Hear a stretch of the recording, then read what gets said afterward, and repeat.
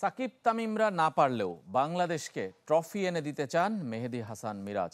নিজেদের অভিজ্ঞ দাবি করে কোনো অজুহাত না দিয়ে দেশের ক্রিকেটকে এগিয়ে নেয়ার প্রত্যয় তার কণ্ঠে। 2027 বিশ্বকাপকে ঘিরে বিসিবির পরিকল্পনা বাস্তবায়নে প্রত্যেককে পারফর্ম করতে হবে বলেও মনে করেন মিরাজ। অধিনায়ক হওয়ার প্রস্তাব পেলে গ্রহণ করার ইঙ্গিত তার কণ্ঠে।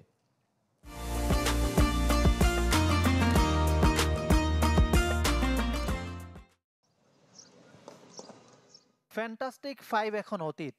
মুশফিক মাহমুদুল্লাহদের অবসরের মধ্য দিয়ে শেষ হলো একটা প্রজন্মের। বাংলাদেশ ক্রিকেটকে অসংখ্য সাফল্য এনে দিয়েছেন, তবে পারেননি বৈশ্বিক বা মহাদেশীয় কোনো ট্রফি এনে দিতে। পরের প্রজন্মের মেহেদী মিরাজ, সৌম্য সরকার, নাজমুল হোসেন শান্তরাও খেলে ফেলেছেন অন্তত এক দশক। সাকিব তামিমদের জায়গা নেওয়া হয়তো কঠিন, তবে বড় স্বপ্ন দেখালেন মিরাজ। তো আমাদের কাজ থাকবে আমাদের এখান থেকে একটা স্টেপে নিয়ে যাওয়া। সো আমরা কিন্তু এখনো একটাও ট্রফি জিততে পারিনি। সো আমাদের টার্গেট থাকবে যে কোনো বড় টুর্নামেন্টের জন্য আমরা একটা ট্রফি জিততে পারি। সো একটা ট্রফি জিততে পারলে তখন আমাদের জন্য একটা জিনিসটা ভালো হবে, আমাদের জেনারেশনের জন্য। চ্যাম্পিয়ন্স ট্রফি ব্যর্থতার পর আলোচনায় 2027 বিশ্বকাপ। বিসিবি সভাপতি ও ক্রিকেট অপারেশনস চেয়ারম্যান বারবার তুলে ধরছেন পরিকল্পনা। মাঠে যারা বাস্তবায়ন করবেন তারা কিভাবে দেখছেন? 2-2.5 বছর আছে আমাদের ওয়ার্ল্ড কাপের বাকি।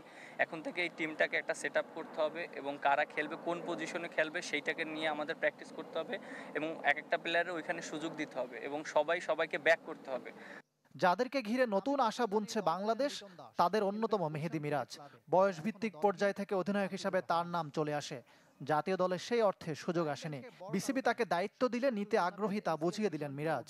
আমরা যদি একটা লং টাইম নিয়ে আগাই তাহলে প্রত্যেকটা জিনিস সবার সাথে সবার সমন্বয়তা খুবই ইম্পর্টেন্ট।